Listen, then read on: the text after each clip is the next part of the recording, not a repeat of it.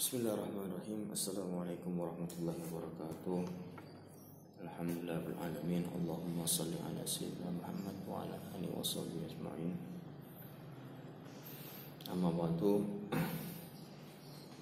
Anak-anakku sekalian, hari ini kita melanjutkan atau Pak Fas hari ini akan menjawab pertanyaan kalian yang sudah kalian kirimkan di minggu yang lalu.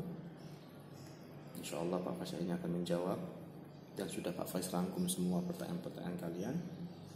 Semoga kalian selalu dalam keadaan sehat seterusnya, dan semoga kita cepat segera bertemu. Amin Allahumma amin. Bismillahirrahmanirrahim. Ini ada beberapa pertanyaan yang insya Allah akan Pak Faiz jawab. Yang pertama, apa orang menerima sedekah itu mendapat pahala? Ya, orang yang menerima sedekah itu mendapat pahala. Kenapa? Karena dia sudah memberikan kebahagiaan bagi orang yang bersedekah.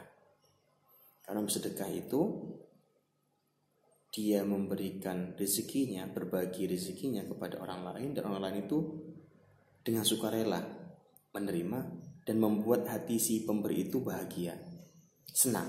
Maka itu termasuk sedekah. Apa memberi pengemis termasuk sedekah? Ya, memberi pengemis termasuk sedekah. Jadi kalian ketemu tengah jalan, membantu orang lain, memberi kebahagiaan kepada orang lain, itu sedekah. Jadi pengemis termasuk kategori sedekah. Ada pertanyaan yang keluar dari materi, yaitu khitan. Nah, untuk ini tidak akan Pak Faris jawab secara terperinci, tapi Pak Fas hanya menjelaskan bahwa manfaat khitan itu, ada yang bertanya tentang khitan. Manfaatnya itu adalah satu, kesehatan pasti, terus keimanan, bentuk ketakwaan kita kepada Allah. Yang ketiga, jadi yang pertama itu ketakwaan ya, yang kedua kesehatan, yang ketiga adalah mempermudah kita dalam bersuci untuk melaksanakan ibadah salat dan lain-lain. Non-muslim tidak wajib khitan. Non-muslim itu dalam ajaran mereka mungkin tidak diwajibkan tapi dianjurkan, karena secara kesehatan khitan itu baik ya. Khitan itu baik, secara kesehatan kedokteran itu baik. Apa itu kafarat dan contohnya? Kafarat itu adalah sebuah bentuk penebusan kesalahan yang dilakukan secara sengaja oleh seseorang. Contohnya, misalnya kita bersumpah, kemudian kita langgar, maka kita kena kafarat. Bagaimana kafaratnya? Itu memberi makan kepada 10 orang fakir miskin.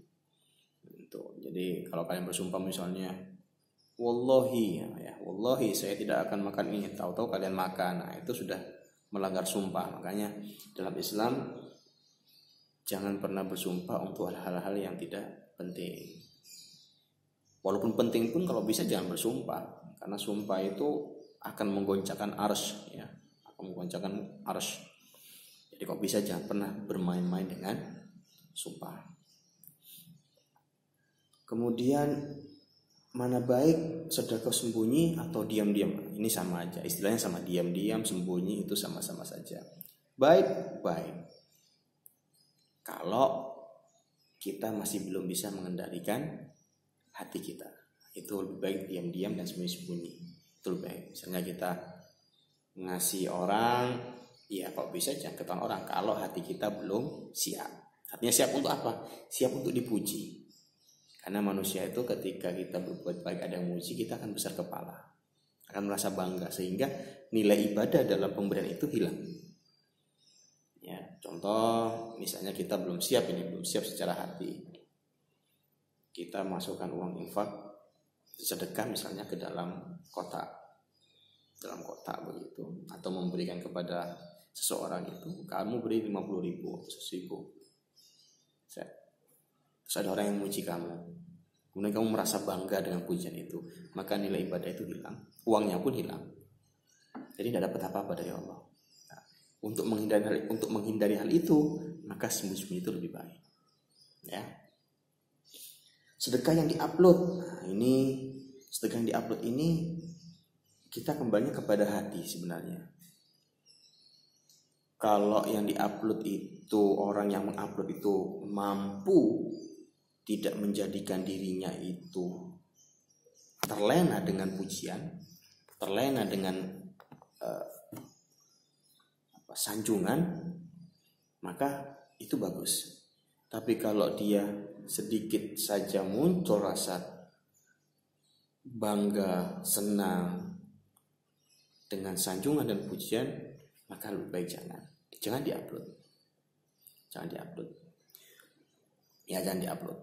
Jadi sebisa mungkin kalau memang itu, ini berkaitan dengan hati, karena nilai ibadahnya itu bisa hilang dengan berubahnya hati kita.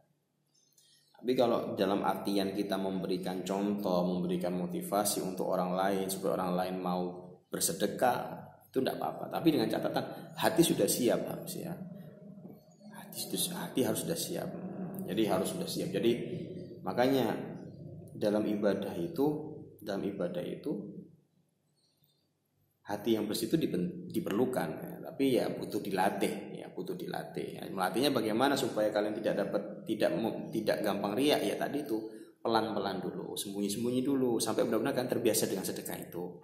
Sehingga apapun nanti orang yang akan berucap atau menyanjungkan, kalian sudah tidak akan terlena dengan omongan mereka, sehingga kalian cuma fokusnya kepada lillah, hanya Allah untuk Allah dan seterusnya.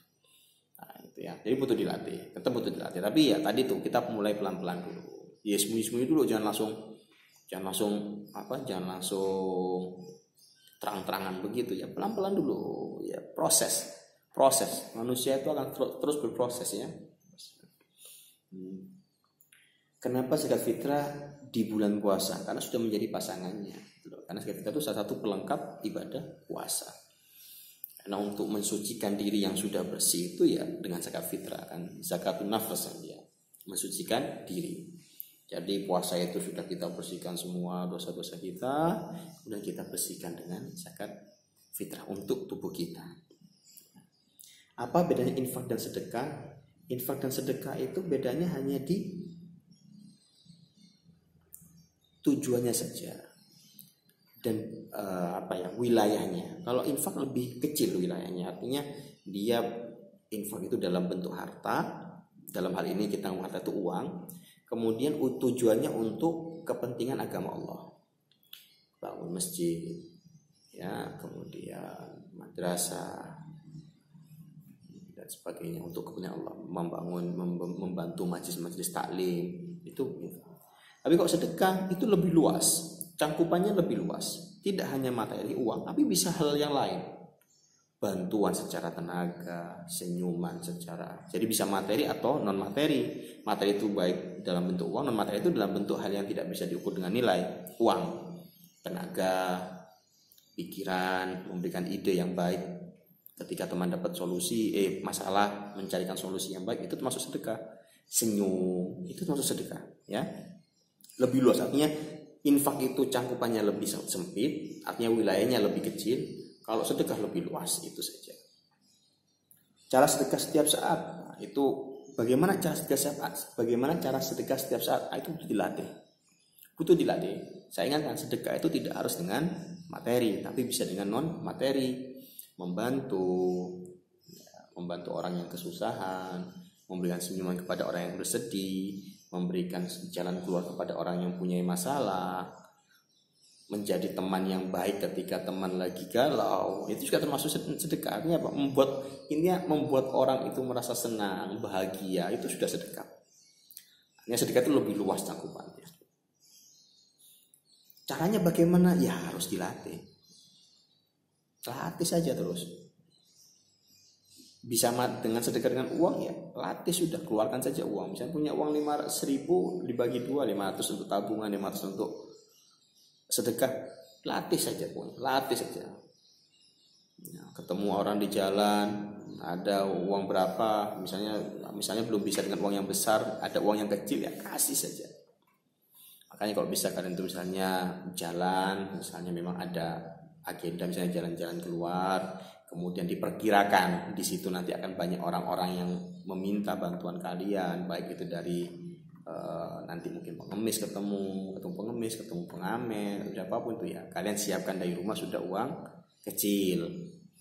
Itu kan sudah termasuk satu kalian untuk belajar untuk gampang bersedekah. Hanya orang kalau gampang bersedekah itu insya Allah ganti lebih banyak ya. Sedekah kepada keluarga sendiri boleh, bagus.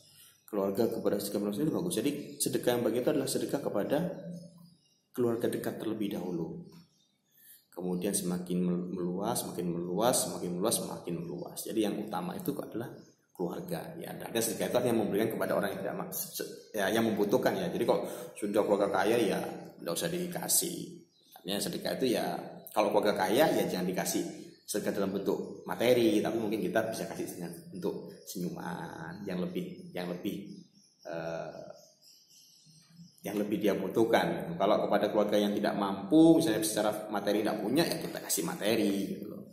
Artinya ya kita pintar-pintar memberikan sedekah kepada siapa gitu ya.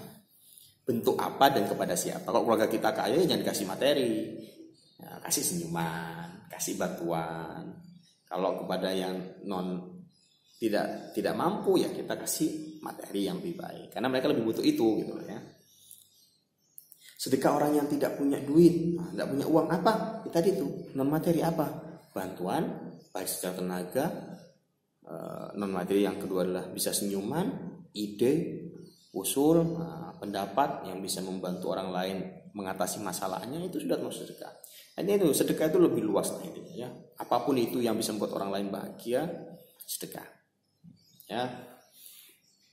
Sekian dari Pak Faris. Mungkin ketika ada yang kurang paham, kita lanjut diskusi di dalam grup. Selalu ikuti SOP kesehatan, jaga jarak, pakai masker, dan selalu cuci tangan. Assalamualaikum warahmatullahi wabarakatuh.